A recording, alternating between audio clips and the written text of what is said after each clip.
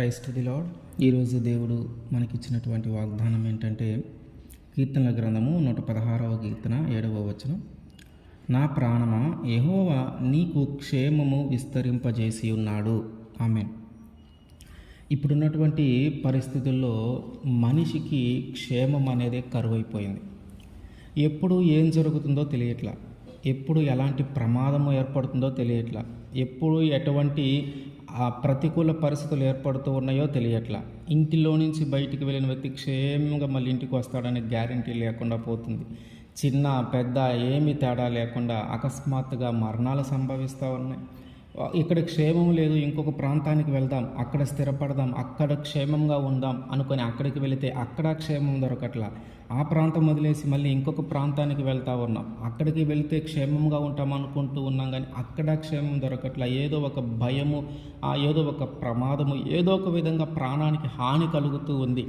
ఒకవేళ మనం కానీ ఇట్లాంటి పరిస్థితుల్లో ఉంటే దేవుడు మనతో మాట్లాడుతూ ఉన్నటువంటి మాట ఏంటంటే, నీ ప్రాణమునకు నేను క్షేమాన్ని కలుగజేయబోతూ ఉన్నాను.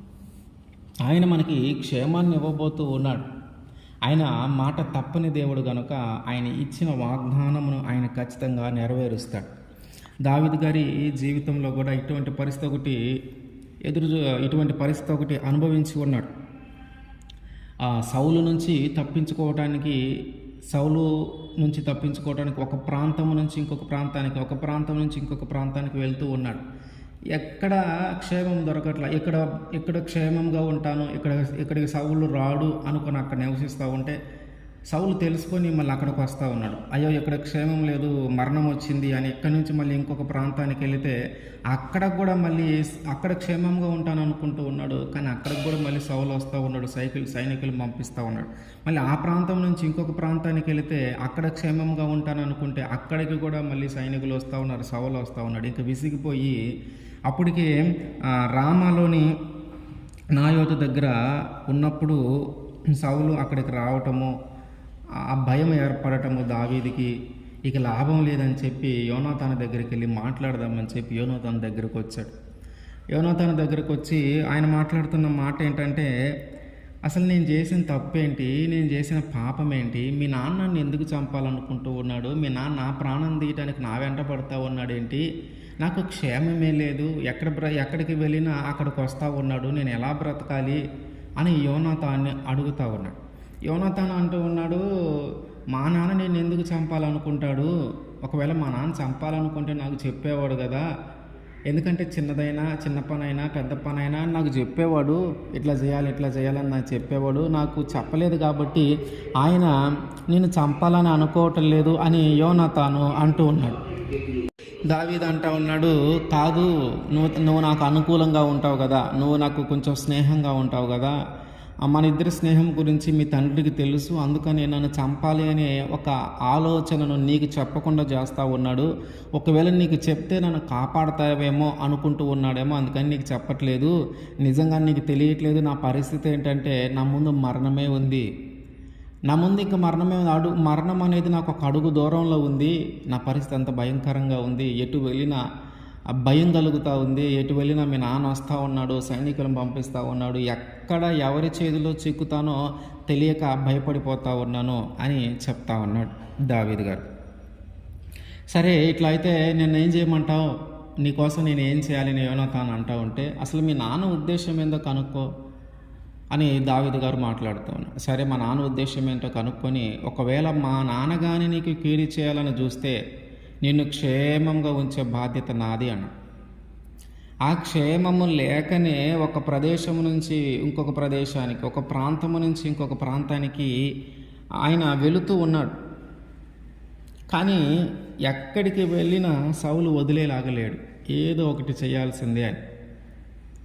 క్షేమము లేక అల్లాడిపోతున్నటువంటి ఈ పరిస్థితుల్లో యోనాతాను చెప్తా ఉన్నాడు, ఒకవేళ నా తండ్రి నీకు కీడు కలిగించినా నిన్ను క్షేమంగా ఉంచే బాధ్యత నాది, నిన్ను క్షేమంగా ప్రాణాలతో నిన్ను బయటికి తీసుకొని వెళ్ళే బాధ్యత నాది, నిన్ను విడిపించే బాధ్యత నాది అని. అంటే దేవుడు దావీదు మీదకి వచ్చినటువంటి ఆ పరిస్థితి నుంచి క్షేమంగా అతని బయటికి తీసుకొని రావడానికి తన స్నేహితుడైనటువంటి యోనాతానుని ఏర్పాటు చేసి ఉంచాడు. ఆ తర్వాత దావీదుని వాళ్ళ తండ్రి చంపాలి అనే ఆలోచన కలిగి ఉన్నాడని యోనాతాను గ్రహించి తన స్నేహితుడైనటువంటి దావీదుకి ఈ క్షేమంగా ఉండాలి అని చెప్పి అతనికి తెలియజేసి అక్కడి నుంచి పంపించి వేశాడు యోనాతాను. ఒకవేళ యోనాతాను వాళ్ళ తండ్రి దావీదుని చంపాలి అనే ఆలోచన యోనాతాను కానీ గ్రహించకపోతే ఎప్పుడో ఒకప్పుడు యోనాతానికి అంటే దావీదుని యోనాతాను కాపాడే అవకాశము యోనాతానికి వచ్చేది కాదు. అంటే దావీదుని క్షేమంగా ఉంచాలి, అతనికి ఏ ప్రమాదము జరగకూడదు, అతను ఏ భయము అతనిలోకి రాకూడదు, అతను బ్రతకాలి, అతని ప్రాణానికి ఏం కాకూడదు, అతని ప్రాణము క్షేమంగా ఉండాలి అనే చేయగలిగే ఒక పని చేసి ఉండేవాడు కాదు.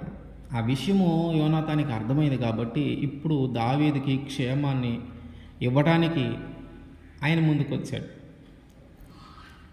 కనుక మనకు క్షేమం లేని పరిస్థితుల్లో ఒక ప్రతికూలమైన పరిస్థితి కనుక మనం ఎదుర్కొంటూ ఉంటే, ఇక్కడ క్షేమం లేదని ఈ ప్రాంతమును వదిలి ఇంకొక ప్రాంతానికి వెళితే అక్కడ కూడా అయ్యే పరిస్థితులు ఎదురవుతూ ఉన్నాయి, ఇక్కడ కూడా క్షేమం లేదని చెప్పి మళ్ళీ ఇంకొక ప్రాంతానికి వెళ్దాం, అక్కడ బాగుండొచ్చు, అక్కడ క్షేమంగా ఉండొచ్చు అని అక్కడికి వెళితే అక్కడ కూడా ఆ ప్రతికూల పరిస్థితులు ఎదుర్కొంటూ కానీ మనం ఉంటే ఆయన చెప్తూ ఉన్నటువంటి మాట ఏంటంటే ఆయన మనకి క్షేమాన్ని విస్తరింపజేస్తాడు, ఆయన మనల్ని క్షేమంగా ఉంచుతాడు, ఆయన మనకిచ్చిన మాట ఆయన నెరవేర్చునుగాక.